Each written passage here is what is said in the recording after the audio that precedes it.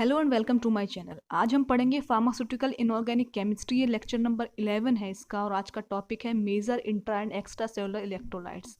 तो आज हम पढ़ेंगे major intra and extra cellular electrolytes क्या होते हैं, उनका इंट्रोडक्शन क्या है, डेफिनेशन क्या है। सो इंट्रोडक्शन डेफिनेशन की अगर हम बात करें, in the body fluids they are various inorganic and organic compounds. हमारा जो बॉडी फ्लूइड होता है उसमें different type of various type of inorganic and organic compounds होते हैं। नेक्स्ट है the concentration of these in the various compartment has been balanced in such a way that the body cells and tissues are having the same environment। So concentration जो होती है inorganic और organic compounds की various compartments में, हमारे body की various compartments में, वो इस तरह से बैलेंस होती है कि बॉडी की सेल्स और टिश्यू जो है उनको सेम एनवायरनमेंट मिले।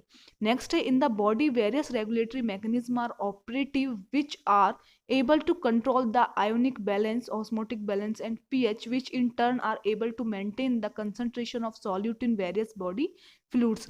सो हमारी बॉडी में डिफरेंट रेगुलेटरी मैकेनिज्म ऑपरेटिव होती हैं जो कि एबल होती हैं क्या करने के लिए, कंट्रोल करने के लिए ionic balance, osmotic balance and pH, जो in turn are able to, जो कि क्या क्या चीज़ें, ionic balance, osmotic balance and pH क्या करती हैं, वो एबल हैं क्या करने के लिए, मेंटेन करने के लिए कंसंट्रेशन किसकी, सॉल्यूट की, इन various body fluids, different body fluids में।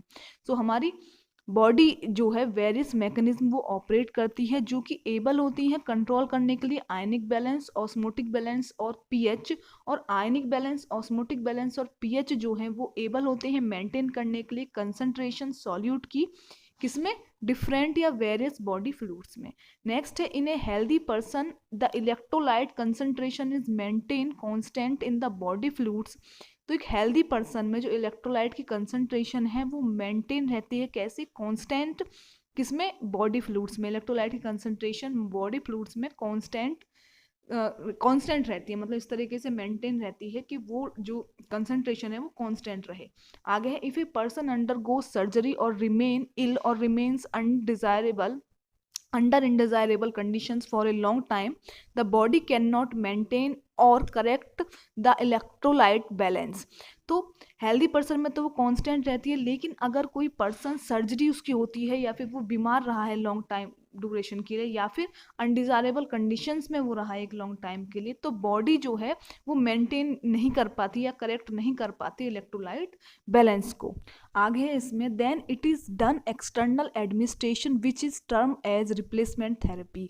सो अनडिजायरेबल कंडीशंस जब होती हैं या पेशेंट या कोई भी ह्यूमन बींग अगर इल है लॉन्ग टाइम ड्यूरेशन के लिए, तो इलेक्ट्रोलाइट बैलेंस जो है बॉडी में वो एक तरह से डिस्टर्ब हो जाता है, वो कांस्टेंट नहीं रह पाता है जैसे कि हेल्दी पर्सन में कांस्टेंट रहता है।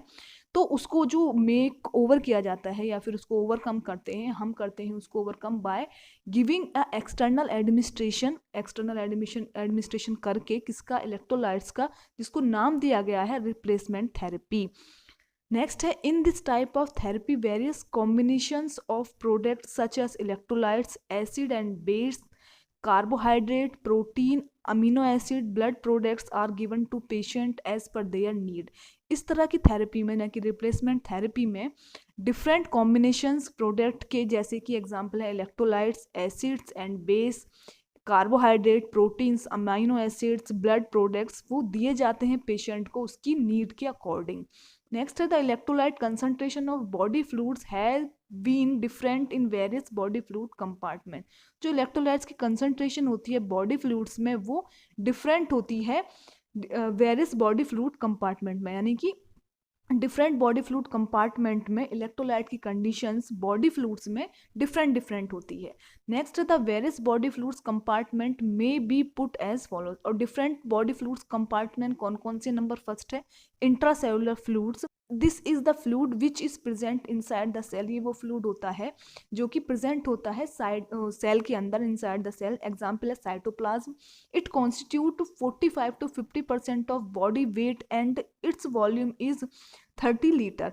तो ये जो है वो कॉन्स्टिट्यूट करता है, कंटेन करता है 45 से 50% किसका, बॉडी वेट का, और इसका वॉल्यूम जो होता है वो लगभग 30 लीटर्स होता है। नेक्स्ट है इंटरस्टेटियल फ्लूइड। ये क्या होता है, this is the fluid which is present between the cells. ये फ्लूइड होता है जो कि प्रेजेंट होता है बिटवीन यानी कि सेल्स के बीच में। और नेक्स्ट है this constitutes 12 to 15% of body weight and its volume is 10 litre. और ये कॉन्स्टिट्यूट करता है 12 से 15% बॉडी वेट और इसका वॉल्यूम होता है लगभग 10 लीटर्स। थर्ड है प्लाज्मा या वेस्कुलर फ्लूइड। इसमें क्या होता है, this fluid which is present with in the blood vascular system, it constitute 4 to 5% of body weight and its volume is about 3 to 5 litres. ये फ्लूइड प्रेजेंट होता है किसमें, with in the body vascular system में, और ये contain करता है 4 से 5% बॉडी वेट और इसका वॉल्यूम होता है 3 to 5 litres. So next, the fluids present in the interstitial and vascular compartments are referred to collectively as the extracellular fluids. So जो fluids present होते हैं interstitial और vascular compartments में, उनको हम collectively क्या कह सकते हैं, extracellular fluids भी हम उनको बोल सकते हैं, ECF भी हम उनको बोल सकते हैं।